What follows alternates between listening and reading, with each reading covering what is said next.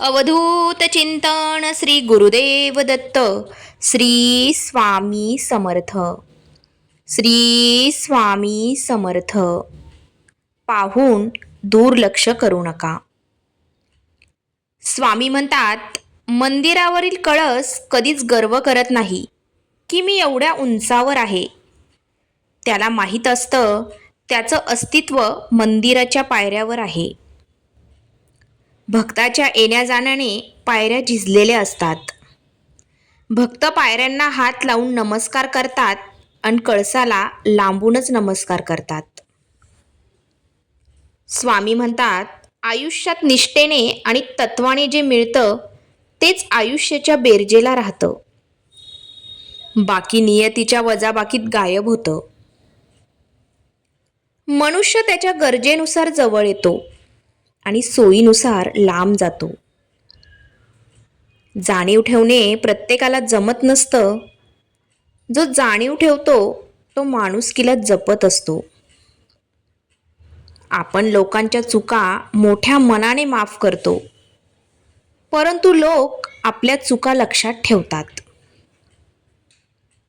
जर का तुम्ही खूप दुःखी असाल, कोणी तुम्हाला त्रास दिला असेल, कोणी दुखावलं असेल, तर हा संदेश शेवटपर्यंत नक्की ऐका. नशीबवान ठराल.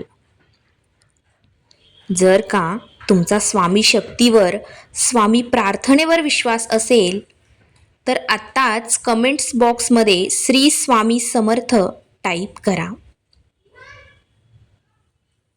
स्वामी आई म्हणत आहे, जर का तुम्हाला ते वाट पाहायला लावत असेल तर त्यासाठी तयार व्हा.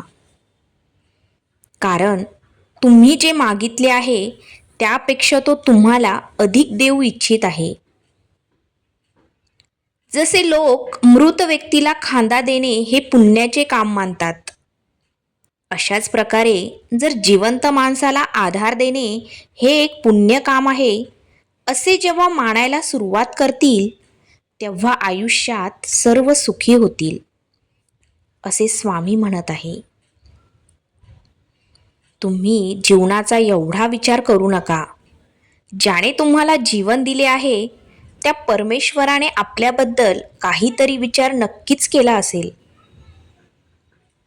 लोकांना भेटणे, कुणाकडून बोध घेणे, कुणाकडून ज्ञान घेणे हे सर्व विनाकारण घडत नसते. त्यामागे नक्कीच काही ना काही कारण असतेच. देव म्हणतो, या जगामध्ये खोटं सहज विकलं जातं, कारण सत्य विकत घेण्याची प्रत्येकाची ऐपत नसते. मनाला वाटेल ते करा, पण मनाला लागेल असं काहीही करू नका.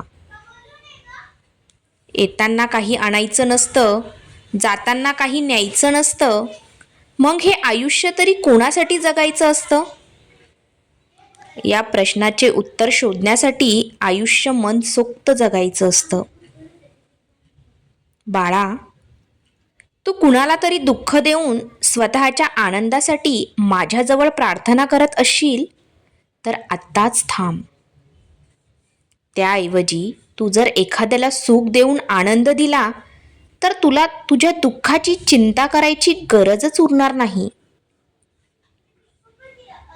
जेव्हा दुःख आणि कटू शब्द हे दोन्ही गोष्टी तुम्हाला सहन करायला यायला लागल्या असे वाटेल, तेव्हा समजून घ्या की तुम्हाला हे जीवन कसे जगायचे आहे हे समजलं आहे. श्री स्वामी समर्थ कोण काय करतोय, कसं करतोय आणि का करत आहे, या सगळ्यांपासून तुम्ही जितकं दूर राहाल तितके तुम्ही आनंदी राहाल. विश्वास असल्यास होय, स्वामी बरोबर आहे असे टाईप करा आणि आपल्या व्हिडिओला लाईक करा. हसत राहिला तर हे जग तुमच्या पाठीशी आहे, नाहीतर पुढे डोळ्यात अश्रूंना थारा नाही. आयुष्यात जे काही घडते त्यामागे असणाऱ्या कोणत्या ना कोणत्या कारणामुळे ते घडतच असते. त्यामुळे एकतर त्या घडणाऱ्या घटना आयुष्यात तुम्हाला काहीतरी बनून जाते किंवा काहीतरी जीवनामध्ये नक्कीच शिकून जाते. त्यामुळे आयुष्यात येणाऱ्या प्रसंगाला घाबरू नका, त्यांना तोंड द्या. गोड असल्यास किती नुकसान आहे, कारण शेवटच्या क्षणापर्यंत गाळल्यावर त्याचा गोडवा कमी होतो. उसापेक्षा चांगले कुणालाही माहीत नाही.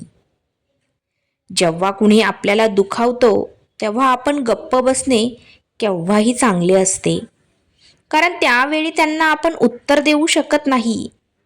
त्यांना वेळ ही नक्कीच उत्तर देते. आणि जेव्हा वेळ उत्तर देते तेव्हा त्याला चांगला धडा शिकवते. आपल्या कर्माची भीती बाळगा, देवाची नाही. कारण एक वेळ देव माफ करू शकेल, पण कर्म नाही.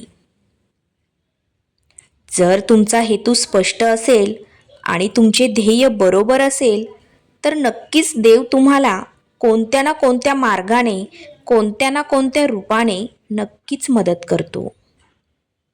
विश्वास असेल तर होय, बरोबर आहे असे टाईप करून तुमची सहमती दर्शवा आणि हा संदेश तुमच्या प्रियजनांना नक्की शेअर करा, कारण तुमच्या एका शेअरने कुणाचे तरी जीवन बदलू शकेल आणि तुम्ही नकळत पुण्याचे भागीदार व्हाल. म्हणून नक्कीच शेअर करा.